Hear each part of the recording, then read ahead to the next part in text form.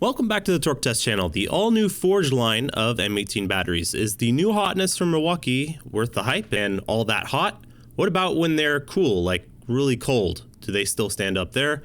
Brands are always coming out with new batteries, it seems, and frankly, I don't want to pretend like you need to go run out and buy the latest every time when you don't. So we're going to give it to you all on today's episode. How does its power compare to a 6 amp hour high output, an HD 12.0 on several different types of tools, impacts, big impacts, grinders, tools they demoed to show that they're better, so we bought to try and replicate. Runtime, capacity, voltage drop, they're supposed to last way longer and more charge cycles, but are they actually going to live long enough and not fall apart like many of their M18 brothers do to make it to those charge cycle counts? How they compare to DeWalt, all that answered and more on today's episode. This is the new Milwaukee M18 48-11-1861 Forge battery that we got from Jay at Ohio Power Tool, who carry all of the pouch cell power tool brand batteries now, Flex, DeWalt, now Milwaukee. It's a 6 amp hour capacity battery that, thanks to several high discharge pouch-like cells inside, is, according to the brand, supposed to deliver performance equal to an HD 12.0 high output pack that was, until today, their top of the line in M18 as an option. Enough of a difference in performance that they're starting to rate tools like their Gen 3 high torque different with this battery versus the standard 5 amp hour. That difference being plus 100 foot-pounds, which really is just another reason we want to get our hands on the new Gen 3 2967 as soon as we can go purchase one. And while pouch LiPo style batteries aren't exactly 2023 cutting edge now, even in the tool world for Flex and DeWalt with their power stack and stacked lithium, another thing Milwaukee is doing to cut through the confusion now is comparing this thing to this big guy in performance. Something DeWalt really didn't do with their 5 amp hour power stack. Where is it positioned in your line? Yes, you say it makes more power, but where does it belong? And the red guys are also doing this new power ranking. You get power level 1, which is 1P 18650 packs, like a 2.0. Power 2, which would be 2P or 2 in parallel 18650 batteries, and 1P high output 21700 cell packs. Power 3 would be 2P configured high output 21700 cell packs, and Power 4, which is 3P or 3 rows in parallel of 21700 cell packs, which is the HD 12.0 and now this new Forge 6 amp hour. Presumably the 12 amp hour Forge that they're coming out with in 2024. Now the Forge is $200 retail, about $20 up on the 6 amp hour high output. Not that most people are, I hope, paying $180 for these, but it is retail versus retail pricing we're comparing, and certainly down on the full $250 for an HD 12.0 that historically for us doesn't last all that long before getting the dreaded 3-bar maximum charge scenario. So if this thing is the same power for even less size and weight to the 6 high output, I'd be a happy camper. But plenty of jabbering about what is essentially just a single battery, so let's get into it and see if it's worth all of this posturing. One tool our viewers have been wanting us to buy is this, Milwaukee's larger 6-inch grinder 2981, because it's supposed to be more impressive than their 4.5-inch grinder, which my feeling is always like, well, yeah, if you buy a bigger grinder, it will probably be better than a smaller one. But this new Forge battery gives us a reason to start a 6-inch capacity cordless grinder category, so I'll take it.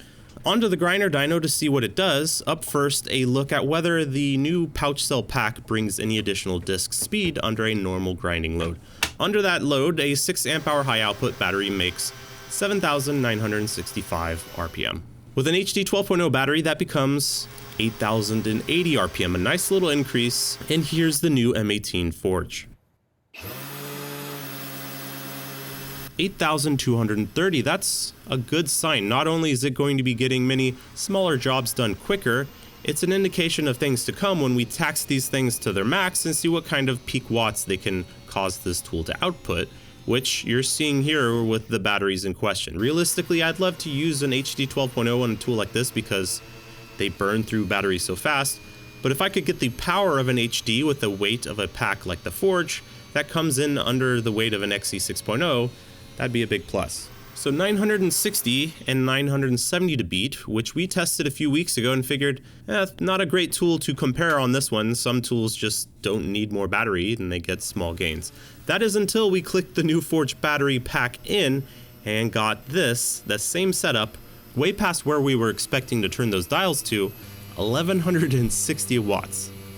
That's pretty massive for a grinder. I think our record till today was 850 watts, though on a smaller class.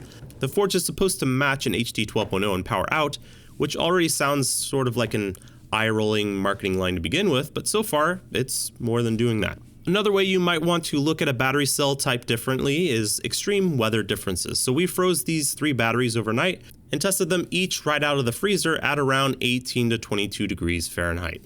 There's some batteries from brands that just straight up won't run a tool like this until they warm up. In this case, they weren't all that much happier, and the XC6 high output went from 960 watts max to 520.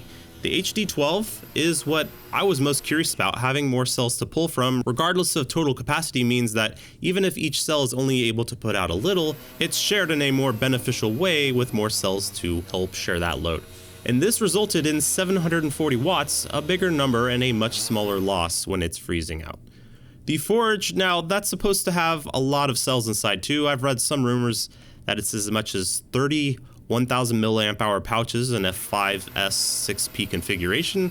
I haven't yet seen how that can be true inside, but either way, it does make more power than the XC6.0 with 560 watts, but also represents the largest fall in performance from room temperature down to below freezing, making just 48% of what it did before.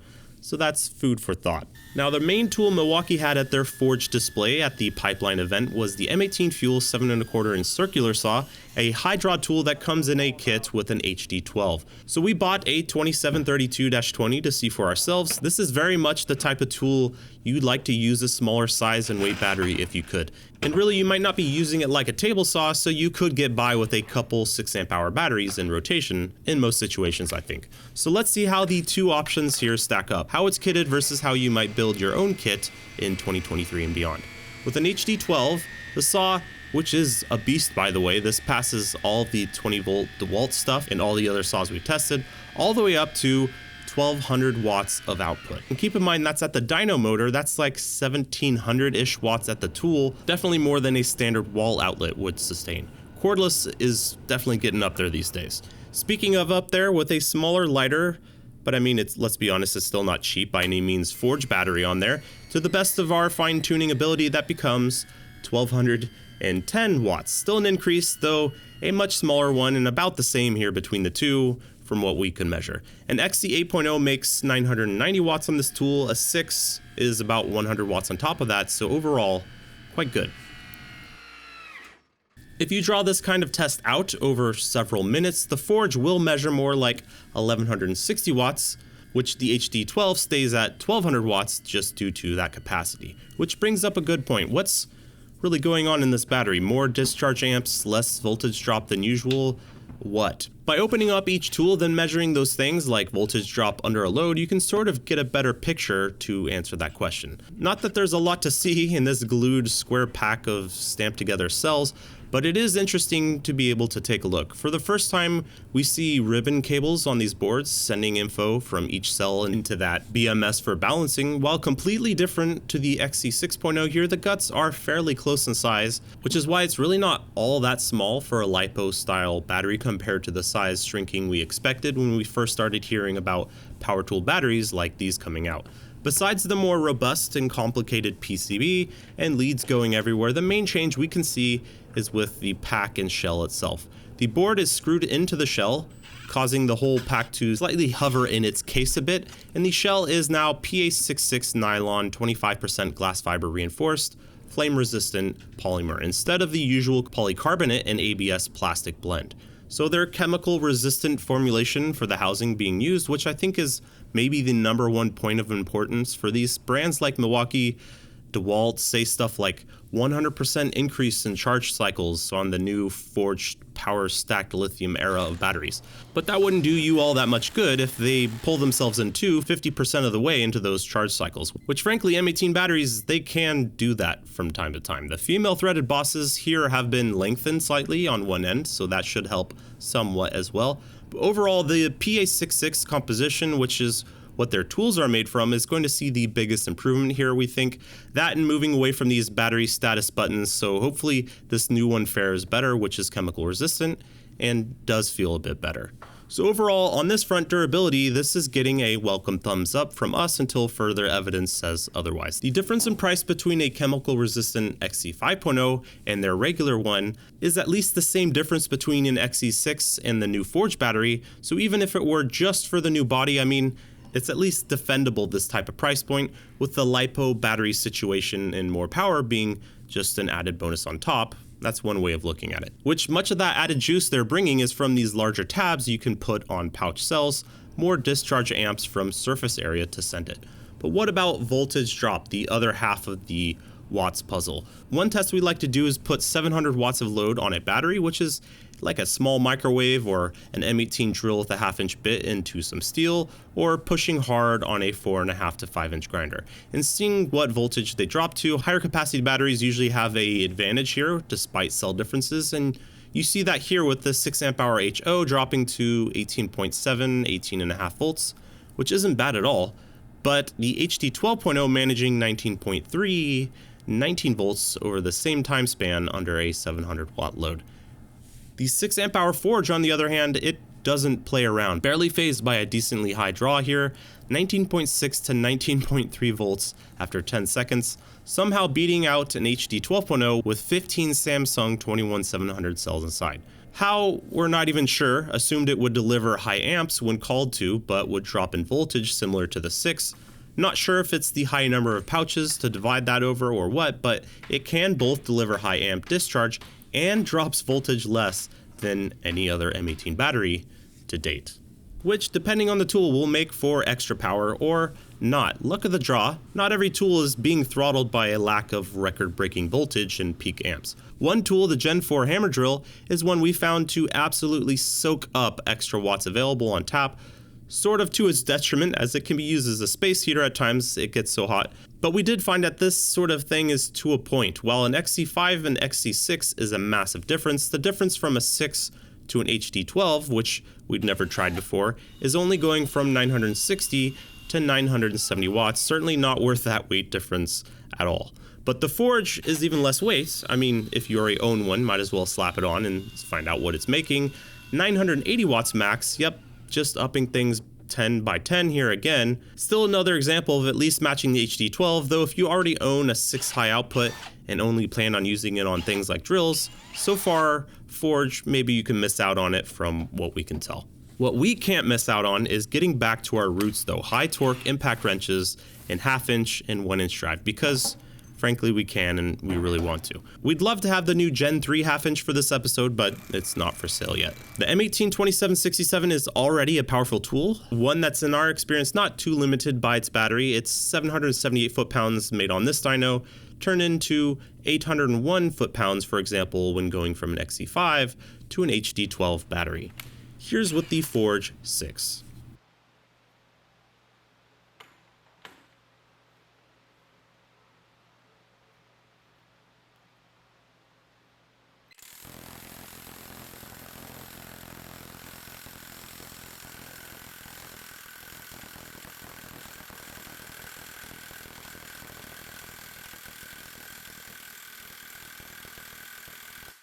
$813, that's the highest we've ever seen from one of these 2767s in stock form. I'll call that a win, not something you might feel, but by the numbers, a win's a win. The lack of a huge difference here is because the motor and impact mechanism of an impact wrench are very much disconnected. The motor is mainly through gear reduction and battery power fighting against just a reset spring. If the job it's working on is a tough one, it's going to do that task maybe more often, but the max load required is only so much. This means on impacts like mid-torques, compacts, and especially impact drivers, you may see some extra speed up front, but likely not all that much difference in max beans. If you had one of those tools in mind, keep what you got, we think. So I'm thinking bigger motor, more watts needed, bigger spring to overcome. This is where we'd see the difference, if there is one, on impacts. And also the perfect specimen, because our M18 2868 1-inch impact comes with an HD 12.0 in a kit. And man, this tool at 24.3 pounds gets old real fast to carry. So any weight savings in the form of a battery doing less jostling around, as this tool is designed to do, is more than welcome. It'd be a godsend for a lot of guys out there, I'm sure. So let's find out. The big boy dyno has eaten 2 of our custom gauges now for some reason. Even with a pressure snubber in line with it, it just goes through them. So a standard digital gauge on here for the foreseeable future. The multiplier to get pounds-foot is times 1.31 for our calibration. And that looks like this.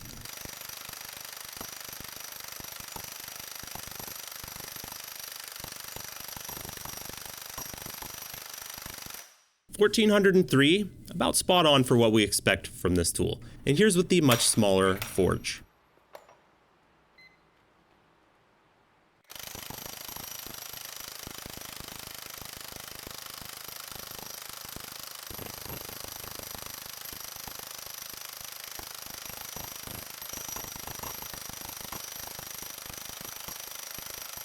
$1,534. This is just fun. A new record for the red tool, and well, actually that upgrades this whole tool's ranking by updating these values here and testing done with the forge pack instead of an HD12. That's more torque, shaving 1.33 pounds for more points here, and closer to their claims than ever here. That takes this tool from 503.7 points to 555.6 points. And that, my friends, is the purpose, if any, for the latest and greatest batteries in this one's case. It took an existing tool we already owned and already paid for a few years ago and made it, well, 50 imaginary points better, but measurably better in some ways. Of course, you're getting half the runtime too, so someone doing roadside 18-wheeler repair might need 2 of these to do the same job now, and that's $400 retail, so let's not pretend it's all rainbows and gumdrops. But it can charge to 80% in 15 minutes on their newest charger, so even if just doing one on a saw like this or a grinder like that, it's sort of a game changer still, and we can confirm it is 6 amp hours in capacity. Its accepted charge started slightly higher with its voltage initially, but when compared to the 6 amp hour high output, they are within about 0.1 amp hours when discharged at 5 amps of load.